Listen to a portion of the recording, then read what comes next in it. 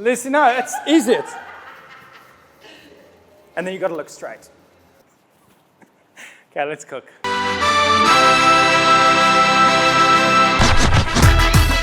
This is another episode of Nailed It, and I'm here in the kitchen not just for a good time, but a gay time. Nobody laughed. It was really quiet when I said that. So in the name of research, obviously, Lucy and I have to give these a taste, even though I've been eating them all week in the kitchen. Here you go. Thank you. I love these. Nice breakfast food. So there you go. You've got vanilla ice cream in the center, toffee flavored ice cream around it, and then we've got a milk chocolate coating, and then a biscuit crumb. Which is really crunchy and delicious. Yeah. A lot of familiar things, buttermilk, milk solids, blah, blah, blah, blah, blah. But there's definitely lots of malt, and you can definitely get that malt flavor in here. Yeah. So we're gonna go heavy on the malt and start cooking them now. So in nailing the Gaytime, it all comes down to the layering of the ice creams inside. So the first layer being the vanilla and second layer being that toffee, yellowy caramel. The only way to do it is by getting some of these molds for the ice creams. So the first step is to do the smaller ice creams, the vanilla layer, and we'll come back and do the caramel later. So we're gonna do a very simple ice cream. I was playing around with some different ice creams in these molds, but to get that very creamy, but also ice cream that sets very well, just doing a cheats ice cream, which is literally just thickened cream and condensed milk, and you whip them up until they're thick, and then we're gonna put them into the molds with a stick. So you can see it's nice and thick now, but you wanna make sure you don't over whip that cream. But by making a mess, but by whipping up that cream now, we're not needing to churn any ice cream, and we can go straight into the molds. So first get in a bit of that thickened cream mixture, and then we're gonna go in with these ice cream sticks, and these molds have a little hole at the bottom, so we can just insert them. Just gonna top them with a little bit more cream, and just run your spatula along the tops. If you have enough molds, do them all at once. Otherwise, if you do them in batches, just keep that mixture in the fridge, and it'll hold quite well. So these into the freezer until they're nice and solid.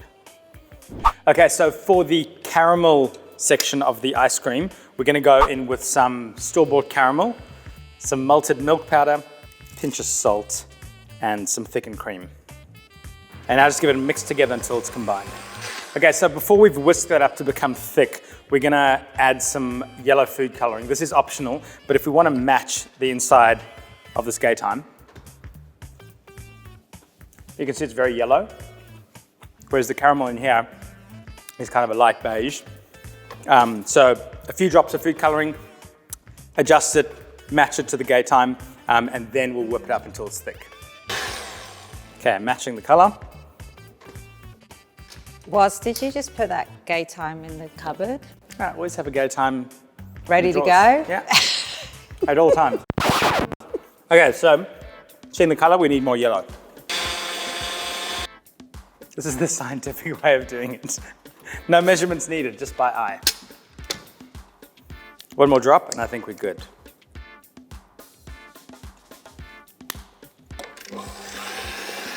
And so we've got our perfect color and thickness. So the next thing we're gonna do is just divide those between the molds. So I've got the frozen vanilla ice cream molds. So first of all, 1 dollop each of the caramel ice cream, just to make sure there's something on the bottom.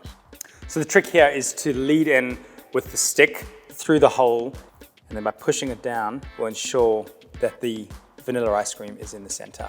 And now we can just top it up with some more caramel, and then just smooth it over the top. If you only have one set of trays, just keep this mixture in the fridge and keep on doing them in batches. Otherwise, we're gonna put these in the freezer until they're solid. I'm gonna make a milk chocolate ganache. When I was testing the recipe, I first tried using a regular ganache, but it was just too thick on the coating, and also I used dark chocolate, which was then too dark. So to replicate the Gaytime, we're using milk chocolate and milk. So you're gonna get a thinner coating on the Gaytime, so you don't have this very thick coating on it. So we're just gonna heat that milk until it almost boils, and then pour it over the chopped chocolate, and then let that sit aside for a bit and turn into a very wet ganache. Not a wet ganache, a loose ganache. Loose and wet are equally not nice to say. And now just pour the hot milk over the chocolate. So while that chocolate's melting, we can get onto the biscuit crumble. So we're just gonna go in with some self-raising flour.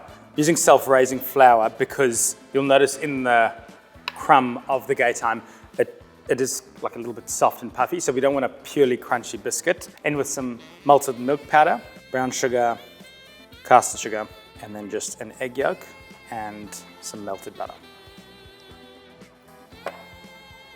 Okay, so once you've brought that mixture together, just get your hands dirty and then fully incorporate all those ingredients.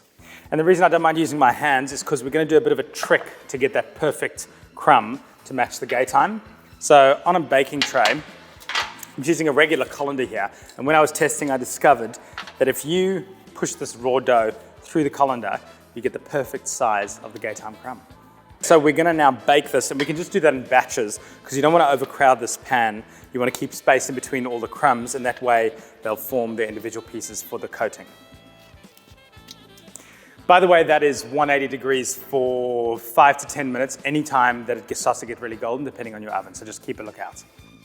Okay, so the crumbs are nice and golden, and now with this chocolate coating, the chocolate would have melted, so if we just give it a stir until it's all combined.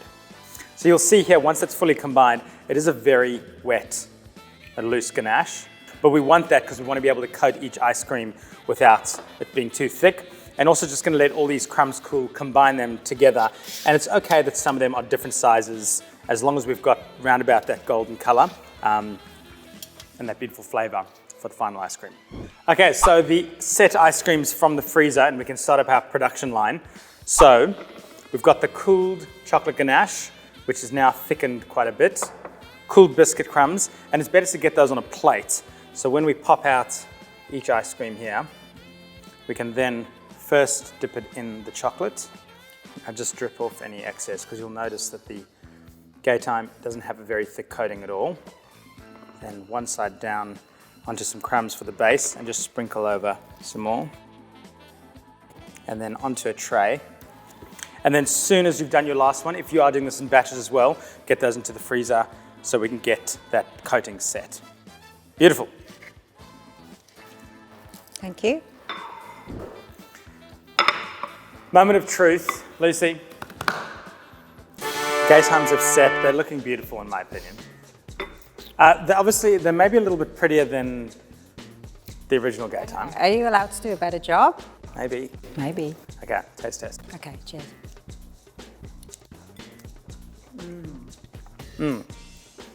That's yum. Look at the layering. See the point in having the vanilla in the middle, golden on the outside, chocolate, biscuit. This is like You nailed the it. ultimate, thanks. Good job, Nailed it, Waz. done. The crumbs are so crunchy, and I love that element of salt in there as well. It's really yum. And even having the maltiness in the caramel and then the malt in the crumb. Amazing. Lucy, have you had a Gaytime before today, actually? Well, I tried my first Gaytime earlier today, but I hate to say it, these are better. I agree. Nailed it. Actually, I don't hate to say it. I'm really happy for you. Well, if you want to replicate this recipe, head to delicious.com.au for the recipe, and don't forget, subscribe to our YouTube channel.